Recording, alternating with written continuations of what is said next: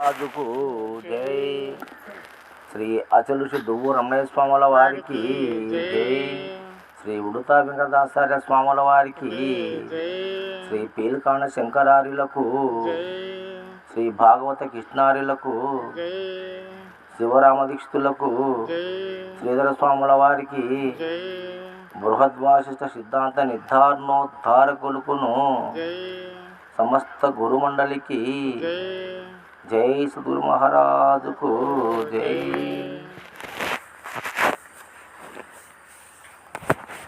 ఆత్మశుద్ధి లేని ఆచారమదిగేలా, బాండ శుద్ధి లేని పాకమేలా,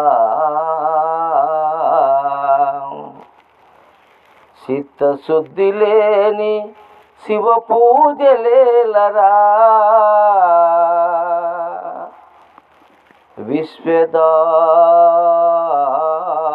విశ్వదాభిరామ వినురవేమా.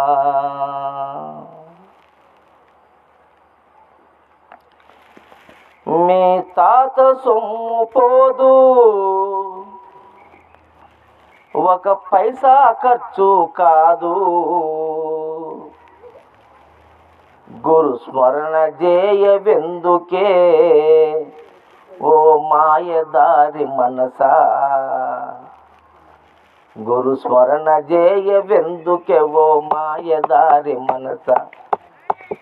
మీ తాత సొమ్ము పోదు, ఒక పైసా ఖర్చు కాదు, గురు స్మరణ చేయవెందుకే ఓ మాయదారి మనస, గురు స్మరణ చేయవెందుకే ఓ మాయదారి మనస.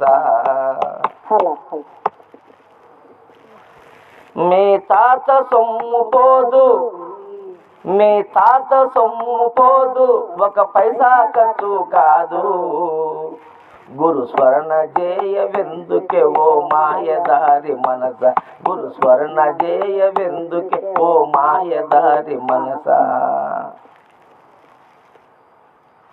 ప్రాయంబు నిలువబోదు, ఈ తనువు మళ్ళీ రాదు, ప్రాయంబు నిలువబోదు, ఈ తనువు మళ్ళీ రాదు, ప్రాయంబు నిలువబోదు, ఈ తనువు మళ్ళీ రాదు, ప్రాయంబు నిలువబోదు, ఈ తనువు మళ్ళీ రాదు. మోహంబు పడి చావకే ఓ మాయదారి మనస, మోహంబు పడి చావకే ఓ మాయదారి మనస. మీ తాత సొమ్ము పోదు, ఒక పైసా ఖర్చు కాదు, గురు స్మరణ చేయవెందుకే ఓ మాయదారి మనస, గురు స్మరణ చేయవెందుకే ఓ మాయదారి మనస. నీ ప్రేమ చేత పుట్టే, ప్రేమ చేత పుట్టే, నీ మనసు ఏమో తిట్టే, మనసు ఏమో తిట్టే, ఈ పీతలాటలెందుకే ఓ మాయదారి మనస, ఈ పీతలాటలెందుకే ఓ మాయదారి మనస. నీ అబ్బ సొమ్ము పోదు, ఒక పైసా ఖర్చు కాదు, గురు స్మరణ చేయవెందుకే ఓ మాయదారి మనస, గురు స్మరణ చేయవెందుకే ఓ మాయదారి మనస. నీ సావు వెంబడుంది, నీ సావు ఎంబడుంది, నేను బాధ లేపుతుంది, నిన్ను బాధ లేపుతుంది. నీ సావు వెంబడుంది, నీ సావు ఎంబడుంది, నేను బాధ లేపుతుంది, నిన్ను బాధ లేపుతుంది. నీ దుడుకుతనము ఎందుకే, నీ దుడుకుతనము ఎందుకే ఓ మాయదారి మనసా, ఓ మాయదారి మనసా. నీ తాత సొమ్ము పోదు, నీ తాత సమ్మబోదు, ఒక పైసా ఖర్చు కాదు, ఒక పైసా ఖర్చు కాదు, గురు స్మరణ చేయవెందుకే ఓ మాయదారి మనసా, స్వర్ణ చేయవెందుకే ఓ మాయదారి మనసా. నీ తాత సమ్మబోదు, నీ ఉరుకులాట తెలుసు, నీ ఉరుకులాట తెలుసు నేనంటే నీకు అలుసు అంటే నీకు అలుసు నీ ఉరుకులాట తెలుసు నేనంటే నీకు అలుసు ఉరుకులాట తెలుసు నేనంటే నీకు అలుసు ఈ పాకులాటలెందుకే ఓ మాయదారి మనసా ఎందుకే ఓ మాయదారి మనస ఈ పాకులాటలెందుకే ఓ మాయదారి మనస మీ తాత సొమ్ము పోదు ఒక పైసా ఖర్చు కాదు తాత సొమ్ము పోదు ఒక పైసా ఖర్చు కాదు స్మరణ చేయవెందుకే ఓ మాయదారి మనస స్మరణ చేయవెందుకే ఓ మాయదారి మనస నీకంటూ గుర్తు లేదు నీకంటే గుర్తు లేదు నీ రూపమేమి లేదు రూపమేమి లేదు సద్గురును చేరవెందుకే సద్గురుని చేరవెందుకే ఓ మాయదారి మనసా మాయదారి మనస నీకంటూ గుర్తు లేదు నీ రూపమేమి లేదు నీకంటే గుర్తు లేదు నీ రూపమేమి లేదు సద్గురుని చేరవెందుకే ఓ మాయదారి మనసా సద్గురుని చేరవెందుకే ఓ మాయదారి మనస నీ తాత సొమ్ము పోదు ఒక పైసా ఖర్చు కాదు తాత సొమ్ము పోదు ఒక పైసా ఖర్చు కాదు గురు స్మరణ చేయవెందుకే ఓ మాయదారి మనసా స్మరణ చేయవెందుకే ఓ మాయదారి మనస రమణయ్య గురుని చెంత రమణయ్య గురుని చెంత శ్రీ శ్రీనివాసుడుండి శ్రీనివాసుడుండి తన్ను తాను తెలిసే తన్ను తాను తెలిసే పరిపూర్ణమేదో నిలిచే పరిపూర్ణమేమో తెలిసే రమణయ్య గురుని చెంత శ్రీ శ్రీనివాసుడుండి రమణయ్య గురుని చెంత శ్రీనివాసుడుండి తన్ను తాను తెలిసే పరిపూర్ణమేదో నిలిచే తన్ను తాను తెలిసే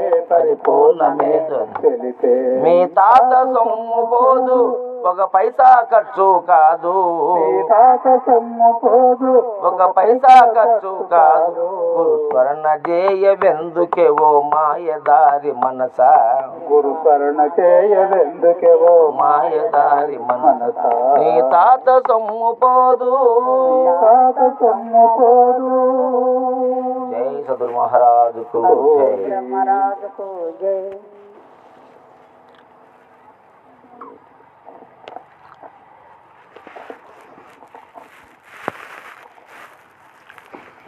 ఆధ్యాత్మికం అనేది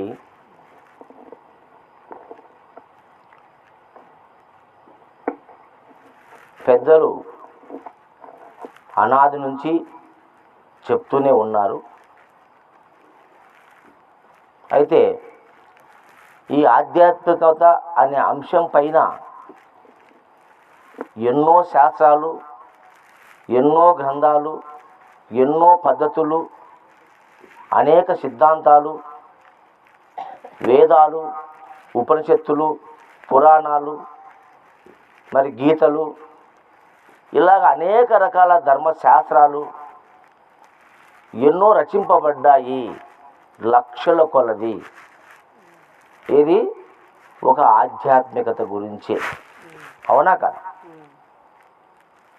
ఎన్ని సిద్ధాంతాలు ఆది నుంచి అనాది నుంచి ఎంతమంది ఋషులు, ఎంతోమంది మునులు, ఎంతమంది యోగులు, ఎంతోమంది పరమహంసలు, ఎంతమందో రాజర్షులు, ఎంతమంది మహర్షులు. రాజర్షి మహర్షి అని బిరుదులు ఉన్నాయి.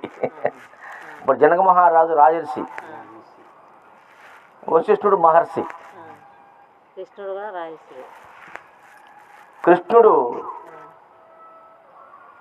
జగద్గురు. జగద్గురు ఆయన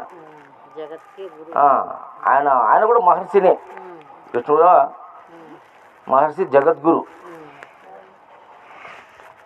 అటువంటి మహనీయులందరూ కూడా ఎంతోమంది అవతార పురుషులు ఈ భూమి మీద పుట్టి ఈ ఆధ్యాత్మికత అనే అంశం పైన ఎన్నో చెప్పారు. అసలు ఆధ్యాత్మికత అంటే ఏంది? అది ఆధ్యాత్మికత అంటే ఎందుకు తెలిసే కదా. దాని గురించి శాస్త్రాలు అవసరమా, గురువులు అవసరమా, వేదాలు అవసరమా, ఒక శిక్షణ అవసరమా, ఒక సాధన అవసరమా అనేది తెలియబడుతుంది మనకు. ఇప్పుడు ఆధ్యాత్మికత అనేది ఎందుకు తెలిస్తే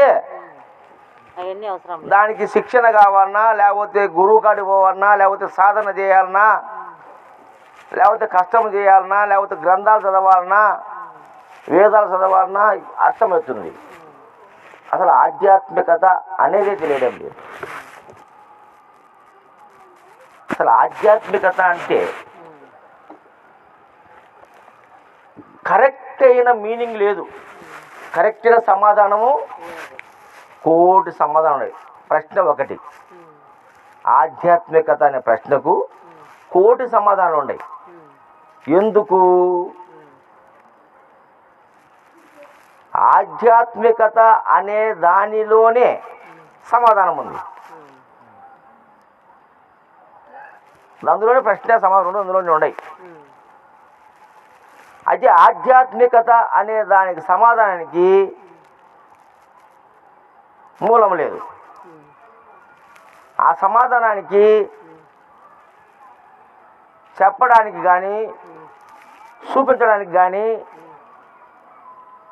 ఏది లేదు.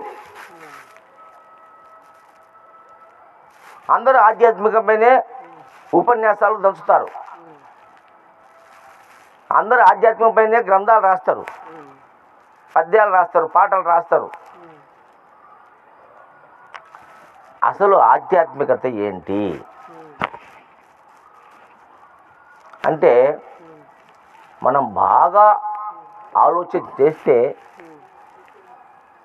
ముందు మహనీయులు నడిచిన మార్గాన్ని మనం పరిశీలన చేస్తే ఆధ్యాత్మికత అనేది లోపలి ప్రయాణం, బయటి ప్రయాణం కాదు. అది ఆధ్యాత్మికత అంటేనే లోపలి ప్రయాణం, బయటి ప్రయాణం కానే కాదు. సాంఖ్యము చెప్పినా, తారకము చెప్పినా, అమనస్కము చెప్పినా, అష్టాంగ యోగాలు చెప్పినా, నవవిధ భక్తులు చెప్పినా, ప్రాణాయామం చెప్పినా, ధ్యానము చెప్పినా, సమాధి చెప్పినా, షట్చక్ర సాధన చెప్పినా, యోగము చెప్పినా, జ్ఞానము చెప్పినా, ఇవన్నీ కూడా బయటికి చేసే ప్రయాణాలే కానీ లోపలికి చేసే ప్రయాణాలు కానే కాదు.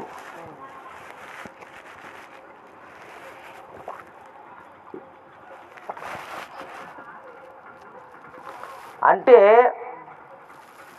జీరో అంటే సున్నా ఉంది,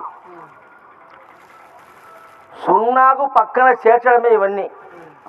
1, 2, 3, 4, 5, 6 లక్ష కోటి మిలియన్లు చేర్చుకుంటా పోతున్నారు.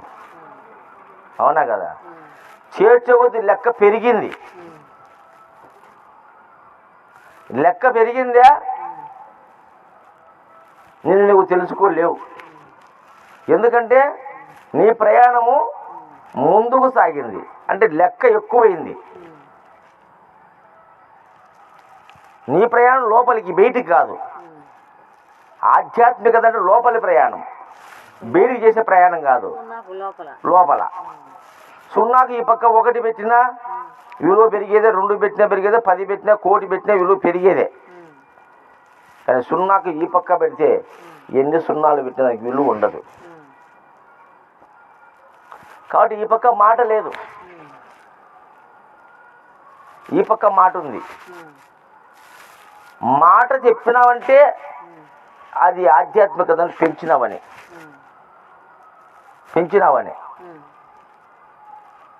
అయితే పెంచకపోతే ఈ అజ్ఞానంలోకి ఎలా తెలుస్తుంది? ఈ విషయాలు చెప్పాలంటే 4 మాటలతో చెప్పాలి కదా అని ప్రశ్న మనకు అక్కడ పడుతుంది.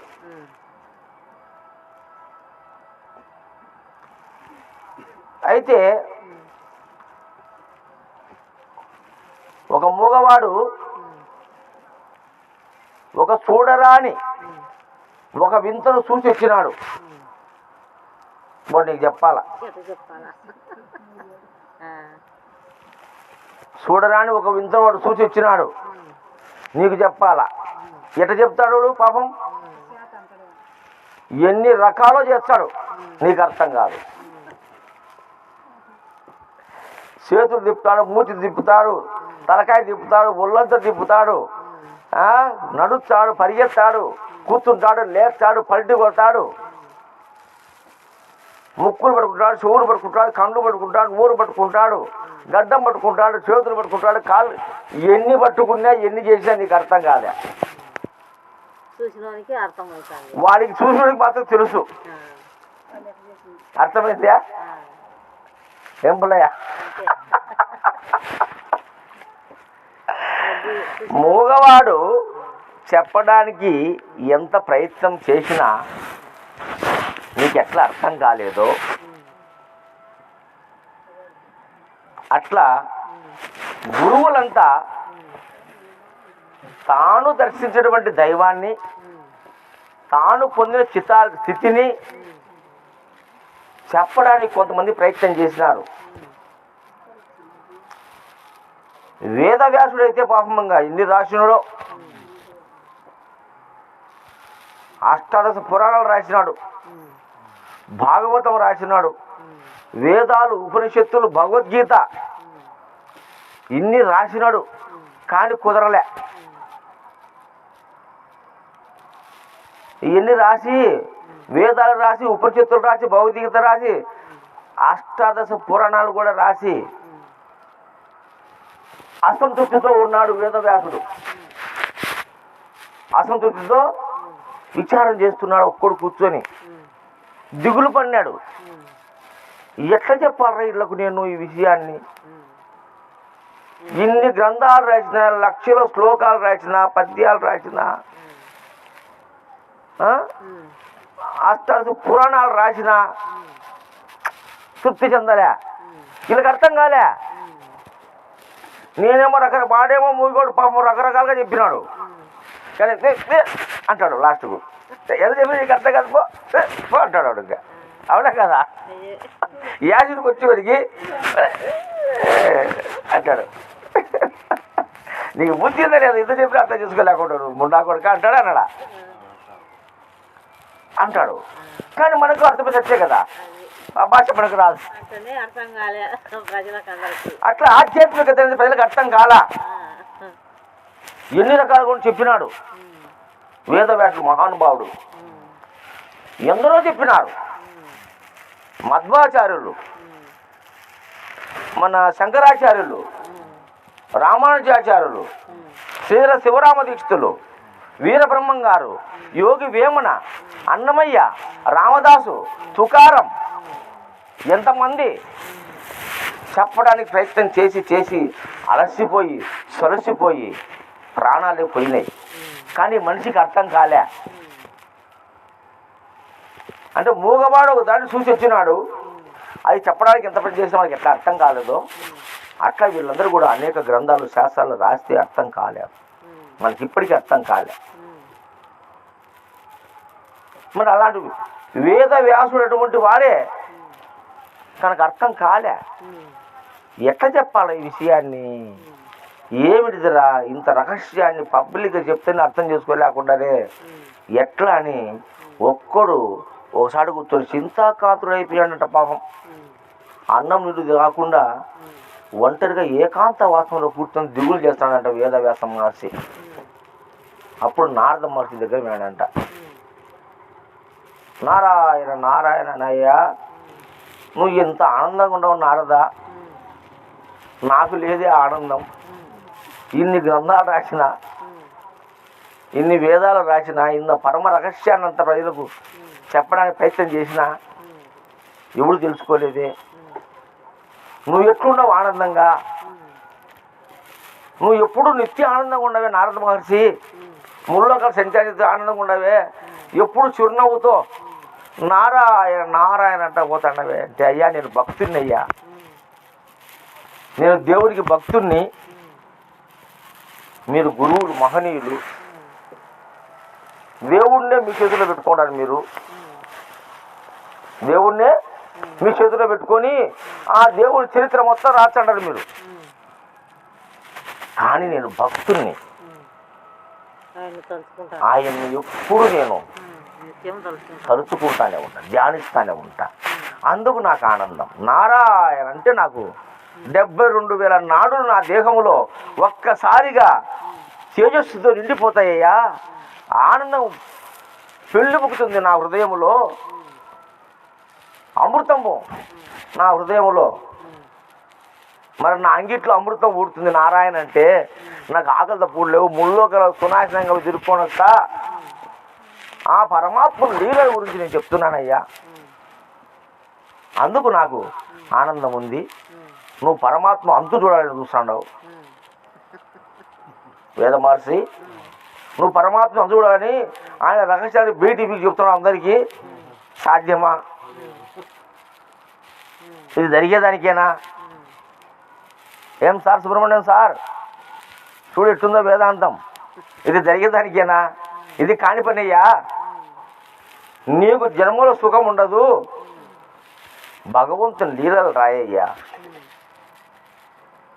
అప్పుడు ఆ భగవంతుడు ఏందో నీకు అర్థమవుతుంది.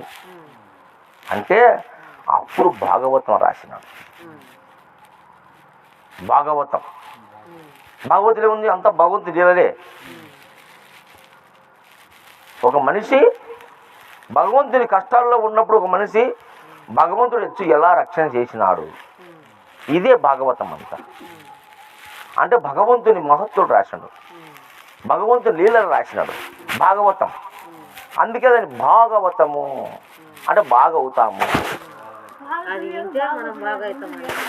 ఏది వేరు కదా. భారతము కౌరవ పాండవులు ఫైటింగ్, భాగవతము భక్తి. గజేంద్ర మోక్షం ఉంది భాగవతం, పశ్చిమ మహారాజు కథ ఉంది భాగవతం. ఇట్లా భాగవతం అనే కథలు ఉన్నాయి. అంటే దేవుని లీలలు ఉన్నాయి, దేవుని మహత్తులు ఉన్నాయి. ఆ భాగవతం రాసినప్పుడు ఆ దేవుని స్మరణలో వేదవ్యాసుడు తరించిపోయాడంట. రాస్తాండే కొద్దీ అమృతం, ఆనందం, హృదయం పులకించిపోయిందంట. అప్పుడు భాగవతం అంతా అయిపోయిన తర్వాత వచ్చాడట నారదుడు. ఏం స్వామి ఆనందంగా ఉండవంటే, నువ్వు తగిలిచ్చిపోయాడా నాకు ఆ భగవంతుడి లీలలు ఏంటో. ఇప్పుడు అర్థమైంది దేవుడు అంటే ఏందో నాకు. భగవంతుని లీలగానే చూడాలని తప్ప నువ్వు వాడు సినిమా డైలాగ్ చెప్తాడు, పులిని చూడాలనుకో, దాంతో ఆడుకోవాలనుకో కానీ చెప్తాడే డైలాగు పవన్ కళ్యాణ్ సినిమాలో. అట్లా దేవుని చూడాలనుకోవాక దేవుని వేడుకో, ప్రార్థించు, పూజించు, సేవించు. అప్పుడు నువ్వు మనిషివురా. నీకేం కావాలా? ఆనందం కావాలా, అష్టైశ్వర్య భోగ భాగ్యాలు కావాలా, అవునా కదా? మంచి ఆరోగ్యం కావాలా, మంచి ఆయుష్ కావాలా, మంచి తేజస్సు కావాలా. ఇదే కదా మనకు కావాల్సింది. మన దేవుని లీలలు, దేవుణ్ణి వేడుకోరా, దేవుణ్ణి పూజించురా, దేవుణ్ణి కీర్తించురా. నమస్తే. మరి ఈ విధంగా అలా చేస్తే నీకు ఆనందం. కానీ ఆ దేవుడిని తెలుసుకోవాలని ప్రయత్నం చేస్తే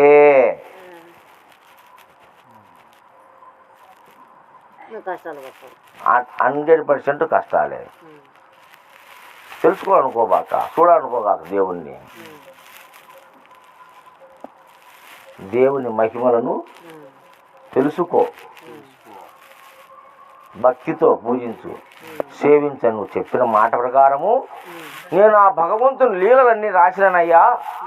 భాగవతములో రాస్తంటే ఆనందం. అబ్బా ఎటువంటిది ఆయన ప్రేమ.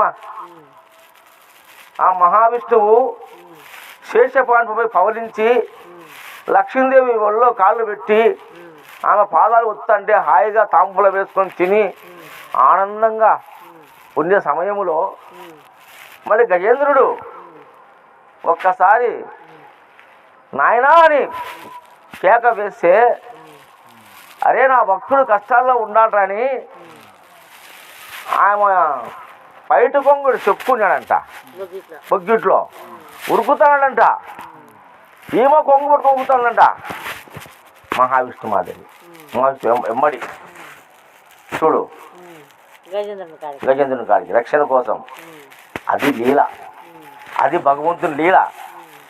అది కోరుకోరా నువ్వు, చూడాలనుకోబాక.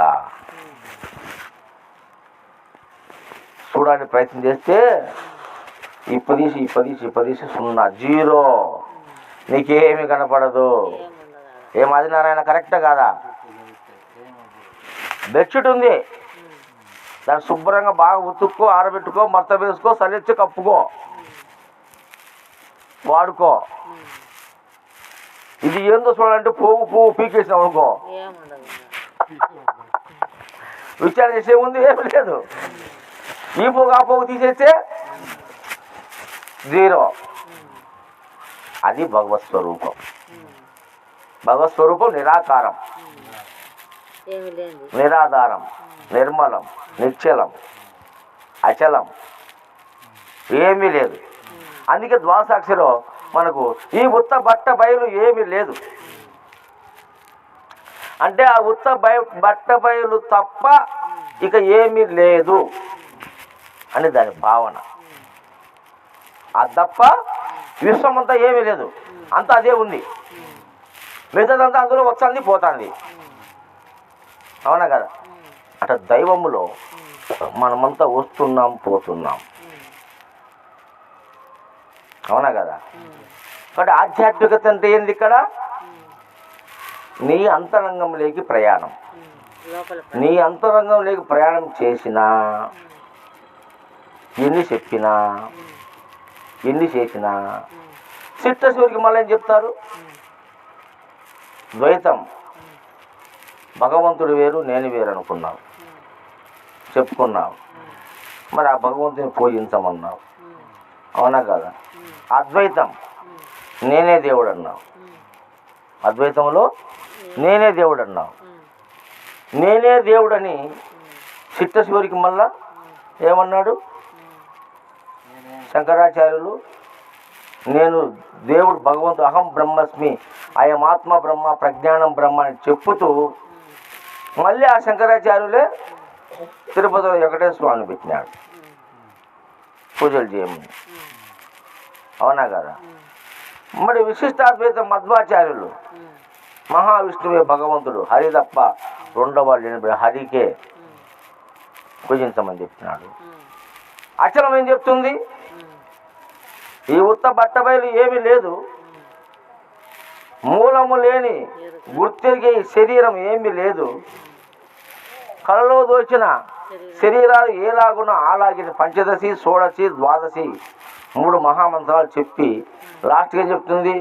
గురు బ్రహ్మ, గురు విష్ణు, గురుదేవో మహేశ్వర, గురు సాక్షాత్ పరబ్రహ్మ, తస్మై శ్రీ గురువే నమః. చివరికి గురువును పూజించు. అవునా కదా? ఏమీ లేనప్పుడు గురువు ఎందుకు పూజించాలి? మా ఇంటి కదా, గురువు లేడు, శిష్యుడు లేడు. గురువు శిష్యుల మధ్య గుర్తు ఒకటాయే,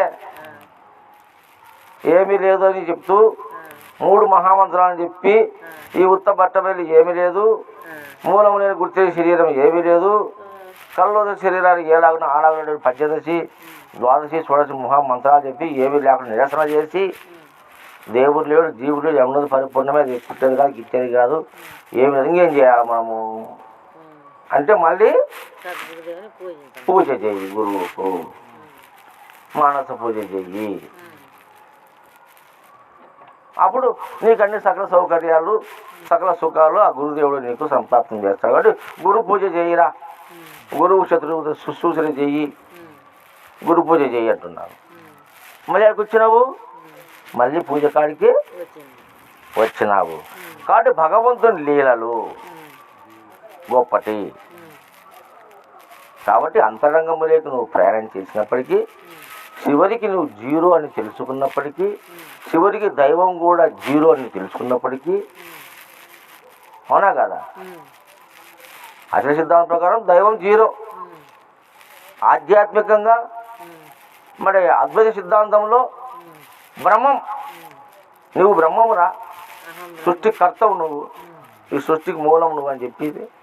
ఆ మూలం కూడా నువ్వు కాదని, నువ్వు కూడా జీరో అని చెప్పింది అచల సిద్ధాంతం. ఓ నిమ్మలంగా ఉంటుందని.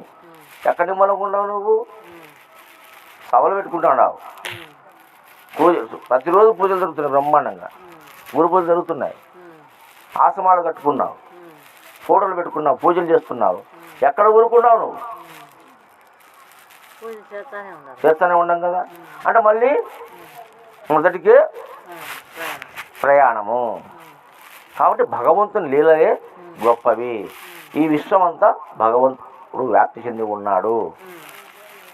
ఏమీ లేని కర్త కానీ, కర్మ కానీ, క్రియ కానీ ఆ భగవత్ స్వరూపం నుండే సకల చరాచర జగత్తు ఏర్పడింది.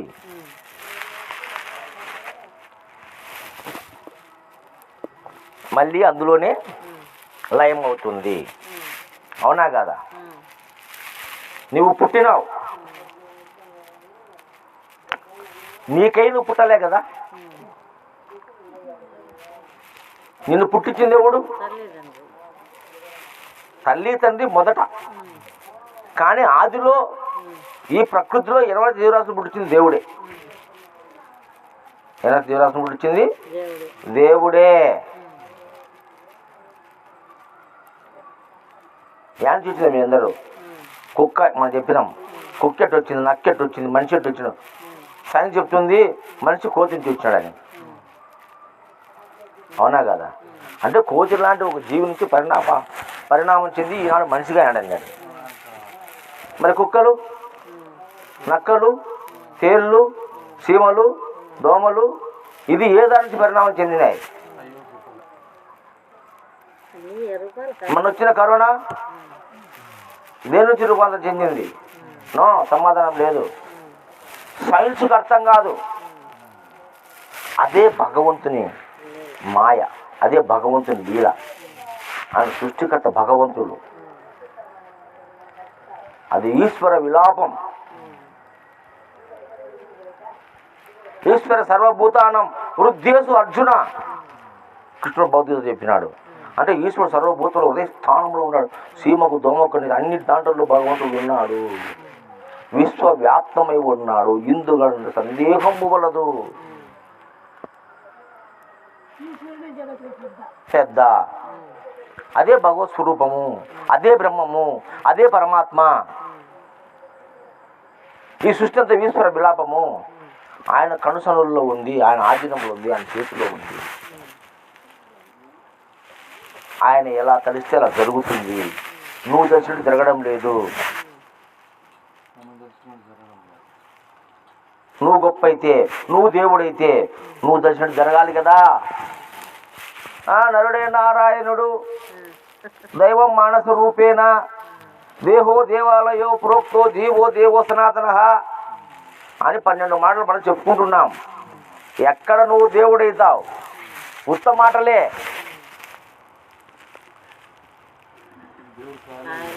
ఆయన ఆధీనంలో ఉంది. అందుకే శివుడు ఆజ్ఞ లేని సీమైన గుట్టదు.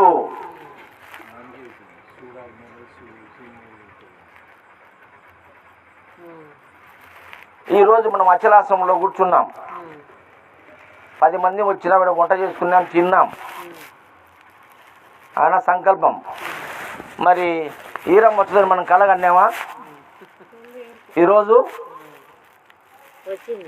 మరి ఆ పరమేశ్వరుడు దొబ్బుకొని వచ్చాడు. అమ్మను స్వామి వచ్చింటాడు, మైకి నిలబడుతుంది, పాట పాడినాడు, పోదాం పని ఇంటికా నుంచో లేదా దేవాలయం కాడి నుంచో నేరుగా వచ్చి కూర్చుని. అవునా కాదా? మరి ఎవరు ఆజ్ఞ వేసింటే వచ్చింది ఆమె? ఆమె పుట్టిన సొంత ఆలోచన కాదు ఇది. లోపల ఒకడు ఉన్నాడు, వాడు పుట్టించినాడు. 2 సంవత్సరాలు అయింది ఆదివారం మన ఆశ్రమకాడికి రాక. ఈరోజు ఆచరణకు మనసు పుట్టింది. 2 గంటలకు నాకు ఫోన్ చేసాడు. ఎందుకో మేము ఆసంకాడ పోతాం రా, ఈరోజు పౌర్ణమి పూట ఇంటికాడ పడుకు ఏం చేస్తావు, ఇంటికాడ నిద్ర రాదు కదా, ఈ వయసులో నొప్పులతో దాంట్లో తిడుతో ఆడికి రా, పరమార్థం గురించి మాట్లాడుకుందాం, బాగుంటుందంటే వస్తలే స్వామి అన్నాడు.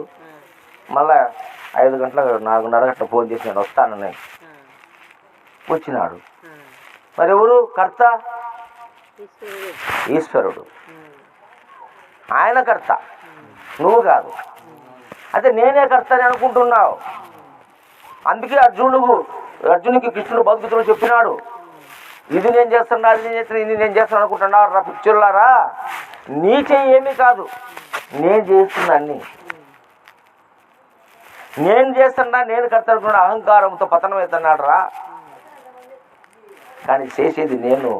నువ్వు ఏ చరిత్ర ఎత్తుకో, ఏ పురాణం ఎత్తుకో, ద్వాపరం కృతయుగం నుంచి త్రేతాయుగం, ద్వాపరం, కలియుగం, 4 యుగాల్లో వీరులు, మహానుభావులు, మరి మిసాలు తిప్పినోళ్ళు, తొడలు కొట్టినోళ్ళు, పరాక్రమవంతులు, అన్ని విద్యల్లో ఆరితేరినోళ్ళు, అటువంటి మహనీయులంతా కూడా నాది గొప్ప అనేవాడు అణిగి పండుకున్నాడు. అవునా కదా? ఎవరు గొప్ప? పరమాత్ముడు గొప్ప, భగవంతుడు గొప్ప.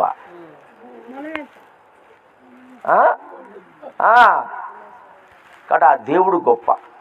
అవునా కదా? హిరణ్యకశిపుడు, రావణాసురుడు, హిరణ్యాక్షుడు, దుర్యోధనుడు, ఎంతమంది ఎన్ని పరాక్రమాలు పలికినారు.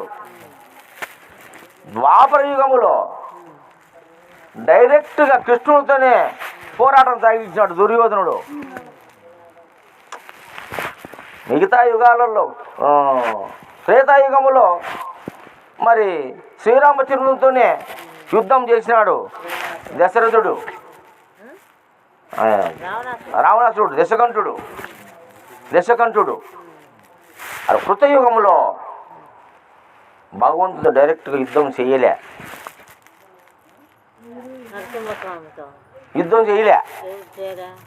కృతయుగములో దేవుడితో ఎవరు యుద్ధం చేయలే,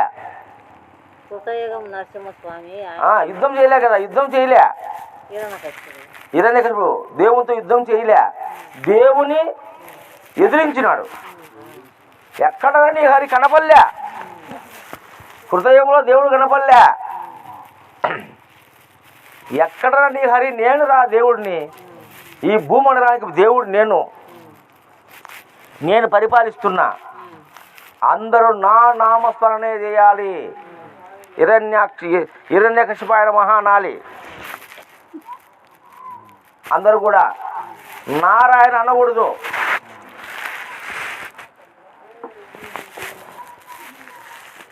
నారాయణ అనే వాళ్ళందరినీ చంపినాడు, కన్న కొడుకును కూడా చంపినాడు, చంపాలని ట్రై చేసినాడు హిరణ్యకశిపుడు. అవునా కదా? కానీ దేవుడు కనపల్లే, యుద్ధం కొట్లాడికి దేవుడు కనపల్లే, అవుపడినా అడిగి మరణమే.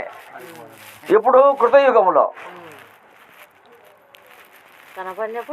చచ్చినాడు. ఎక్కడరా నీ దేవుడు అంటే స్తంభంలో, అంతటా ఉండే స్తంభంలో ఉండాడంటే కొత్త గది తీసుకో, స్తంభంలో నరసింహ అవతారంలో వచ్చినాడు.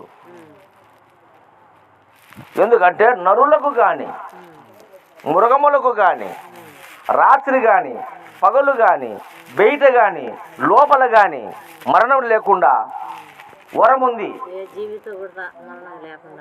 లేకుండా 84 లక్షల జీవరాశులతో నాకు మరణం ఉండకూడదు అని వరం తెచ్చుకున్నాడు. అందుకు విర్రవీగినాడు. మరి ఎట్లా చంపాలా అంటే రాత్రి కాదు, సంధ్య వేళ, అంటే సూర్యుడు లేడు, చీకటి కాదు, సంధ్య వేళ, ఇంట్లో కాదు, బయట కాదు, వాకిట్లో, చీకటిలే పగులులే వాకిట్లో. 80 జీవరాశులు కాదు, నరసింహుడు, నరుడు, సింహం 2 కలిసి ఇచ్చినాడు. అవునా? ఆయన వరాన్ని బ్రేక్ చేసినాడు దేవుడు. బ్రేక్ చేసి వచ్చి చంపినాడు. అయితే దేవుడు కనపడితే అయిపోయి కృతయుగంలో. కానీ త్రేతాయుగంలో శ్రీరామ అవతారంలో వచ్చినప్పుడు భగవంతుడు ఆయన ఒక నరుడుగా జన్మించినాడు భగవంతుడు. మరి అప్పుడు ప్రత్యక్షంగా యుద్ధం చేసినాడు రావణాసురుడు. అయితే ఆ రావణుడు రాక్షసుడు, ఇప్పుడు నరుడు రాముడు అంటారు. అదే రాక్షస వంశమేది, వాళ్ళని రాక్షసుడు అనేది. లంక రాక్షసులకు వీళ్ళకు రాముడికి యుద్ధం జరిగింది. అంటే వేరే జాతి వాళ్ళు, ఏది త్రేతాయుగంలోకి వచ్చేసరికి అప్పుడు రాముడితో యుద్ధం జరిగి ఆయనను చంపేశాను. అదే ద్వాపర యుగం వచ్చేసరికి అందరూ మనుషులకే జరిగింది యుద్ధం. త్రేతాయుగంలో మనుషులకు రాక్షసులకు జరిగింది యుద్ధం. ద్వాపర యుగంలో మనుషులకే జరిగింది. ఇక్కడ రాక్షసులు లేరు, మొత్తం మనుషు రూపంలో ఉండే రాక్షసులు ద్వాపర యుగం వచ్చేసరికి. అప్పుడు భగవంతుడు వాళ్ళతో కూడా పుట్టినాడు. వాళ్ళతో కూడా పుడితే మరి ఆ భగవంతుడితో చిన్నప్పుడు తిరిగి ఆ దేవునితో యుద్ధం చేసినాడు. అవునా కదా, ఒక పక్క నిలబడి చేసినాడు కదా. ధర్మం తప్పిన వాళ్ళందరినీ సర్వనాశనం చేసినాడు శ్రీకృష్ణ పరమాత్ముడు. అదే కౌరవ సభలో ఒక స్త్రీని విమర్శన చేస్తూ ఉంటే భీష్ముడు, ద్రోణాచార్యుడు, మరి ధృతరాష్ట్రుడు, ఇటువంటి మహనీయులు, ధర్మ నీతిపరులు, వేదాంగాలు చదివిన వాళ్ళు, అన్ని విద్యలలో ఆరిచేరిన వాళ్ళు, అన్నిటికీ గొప్ప వాళ్ళు అయి ఉండి కూడా మరి మీరేం చేస్తున్నారు? అందుకు సంపాదించిన పని పడింది వాళ్ళందరినీ. స్వామి, మా తాతగారు మాకు ఇచ్చే గురువు, మా పిన్న తండ్రి, వీళ్ళు ఎలా చంపాలంటే ఒరే వాళ్ళు చేసిన ఘోరాలు శాఖ ఉండేరా. ధర్మము తప్పడమే కాదు, ధర్మాన్ని ప్రోత్సహించిన, అధర్మాన్ని చూస్తూ ఊరుకున్న పాపమే. అధర్మాన్ని చూస్తూ ఊరుకున్న పాపమే. చూస్తూ ఊరుకోవడానికి సామాన్య మనుషులు కాదు వాళ్ళు. చూస్తూ ఊరుకోవడానికి ఒక అందరిని చంపలేదే. ఎంతోమంది చూసినారు ఒక సభలో, వాళ్ళని అనలేదే కృష్ణుడు. కులానికి పెద్ద, వంశానికి వృక్షం నువ్వు, మూల పురుషుడు భీష్ముడు. తలుచుకుంటే దుర్యోధనుడు ఎంత చిట్కీలతో చంపుతాడు దుర్యోధనుని. అంత పరాక్రమవంతుడు అయ్యుండి, అంత నీతిమంతుడు అయ్యుండి, ధర్మపరుడు అయ్యుండి నువ్వు మళ్ళా అది జరుగుతుంటే ఖండించకుండా ఉండవా? అందుకు తాతగారు నిన్ను సంపాదించిన పని పడింది, ఉత్తరాయణ పుణ్యకాలకు అంపశేపింద పండుకో అని అప్పుడు చెప్పినాడు కృష్ణుడు. రే, మీ తాతగారు ధర్మాన్ని తెలుసుకోపోండిరా, మహాధర్మాత్ముడు ఆయన అని కృష్ణుడే చెప్పినాడు మళ్ళా. అయితే దానివల్ల మనం సంపాదించిన పని పడింది. ధర్మాలు, మహాభారతం అంతా మంచి ధర్మాలు ఉన్నాయి.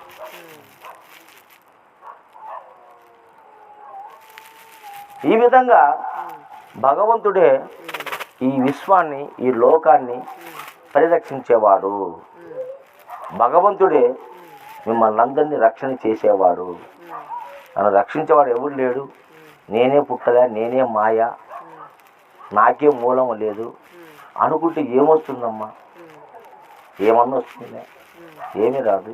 చివరికి మళ్ళీ గురువును పూజించు. మళ్ళీ ఆడికి వచ్చినాం కదా,